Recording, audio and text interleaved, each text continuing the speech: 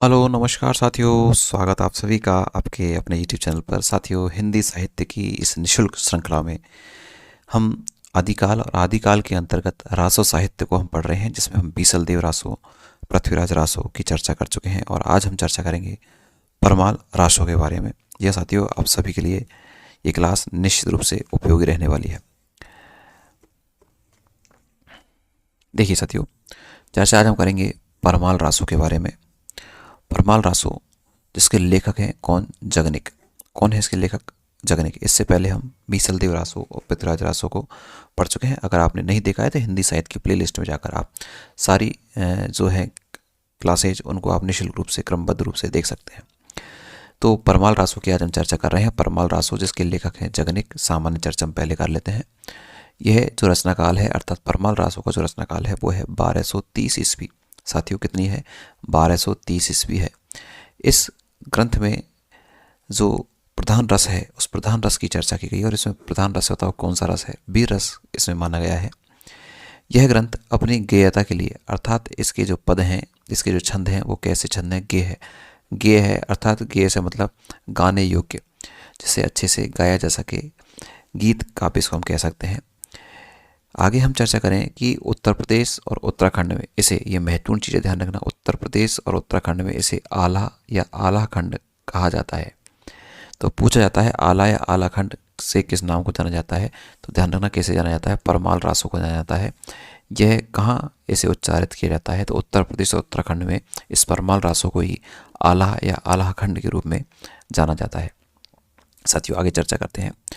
जगनिक कालिंजर के चंदेल राजा परमवर्दी देव का दरबारी भाट का भी था। जो ये जगनिक था इसके बारे में चर्चा कर रहे हैं, जिसके लेखक था। जगनिक कौन था? कालिंजर के चंदेल राजा कौन बताओ? परमवर्दी देव। चंदेल राजा कौन था? परमवर्दी देव का दरबारी क्या था बताओ? ये कवि था, भाट कवि था, जिसने महोबा के दो देश प्रसिद्ध वीरों आला और उदल के वीर चरित्र का विशेष वर्णन किया गया है। तो इसमें पूछा सकता है कि जो परमाल रासो है इसमें किसका वर्णन किया गया है? तो आपको ये ध्यान रखना है, जो परमाल रासो है इसमें एक तो किसका वर्णन किया गया है? किसकी वीरता का? आल्हा की वीरता का। और एक वर्णन किया गया है बताओ किसका? ऊदल की वीरता का इसमें वर्णन किया गया है। तो आला और ऊदल की वीर गाथा है ये कौन सी बताओ? परमाल रासो, जिसके रचिता है जगनिक, जिसका रचना काल है 1230 ईस्वी। इसे मुख्य रस है वीर रस। इसे गेय शैली में गाया गया है। उत्तर प्रदेश और उत्तराखंड में इसे आला या आलाखंड कहा जाता है। और परमवर्दी देव जो इसके भाट कवि थे, परमाल रासो, जगनिक जो परमवर्दी देव के कहते भाट कवि थे, और इसमें आला और उदल के बीच चरित्र का वर्णन इसमें किया गया है। साथियों आगे हम चलते हैं। आगे मैं आपसे चर्चा करूं, देखिए आचार्य हजारी प्रसाद द्विवेदी ने, इंपॉर्टेंट लिख लेना इसे, आचार्य हजारी प्रसाद द्विवेदी के अनुसार यह अर्ध प्रामाणिक काव्य माना जाता है। कि अर्ध प्रामाणिक काव्य किसे माना? तो ध्यान रखना परमाल रासो, और किसने माना? ये आचार्य हजारी प्रसाद द्विवेदी ने माना। इस काव्य के गीत ज़्यादातर बताओ कौन सी ऋतु में? वर्षा ऋतु में। इस काव्य के जो गीत हैं ज़्यादातर बताओ कौन सी ऋतु में गाए जाते हैं? अधिकांशतः वर्षा ऋतु में गाए जाते हैं। इस रचना का सर्वप्रथम प्रकाशन 1865 ईस्वी में हुआ। सर्वप्रथम प्रकाशन इस रचना का परमाल रासो का 1865 ईस्वी में हुआ।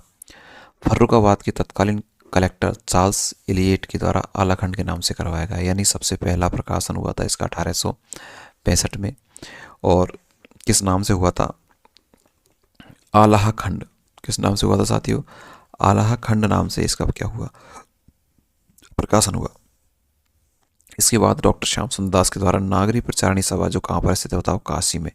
कभी कभार पूछ लिया जाता है नागरी प्रचारणी सभा कहाँ पर स्थित, ध्यान रखना काशी में, के माध्यम से परमाल रासो के नाम से इसका प्रकाशन हुआ। तो श्याम सुंदर दास के द्वारा इसका जो मुख्य नाम है बताओ? परमाल रासो। इसके नाम से प्रकाशन बताओ किसने करवाया? श्याम सुंदर दास ने करवाया। किससे? नागरी प्रचारणी सभा काशी के द्वारा इसके द्वारा क्या हुआ? प्रकाशन हुआ। किस नाम से? परमाल रासो के नाम से। इस रचना के गीतों की गेय परंपरा का मुख्य केंद्र वैसवाड़ा, महोबा, बुंदेलखंड माने जाते हैं। अर्थात इसके जो गीत जो गाए जाते थे वो कहाँ कहाँ? वैसवाड़ा में, महोबा में और बुंदेलखंड में इसके गीत जो हैं वो गाए जाते थे। साथियों क्लास को लाइक, चैनल को सब्सक्राइब करना ना भूलें। आगे हम चर्चा कर लेते हैं इसकी और महत्वपूर्ण बातों की।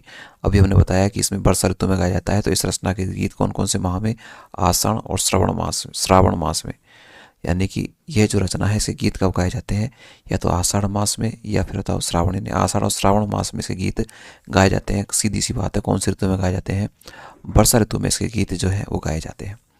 वाटरफील्ड नामक विद्वान के द्वारा इसका अंग्रेजी अनुवाद किया गया। अंग्रेजी अनुवाद किसके द्वारा किया गया, वाटरफील्ड के द्वारा अंग्रेजी अनुवाद किया गया। इसमें रचित वीर ओंकार एक सुंदर पद दृष्टप है। ये वेरी वेरी इंपॉर्टेंट है, ध्यान रखना, वेरी वेरी इंपॉर्टेंट ये पद है, पूछा जाता है ये किसका है।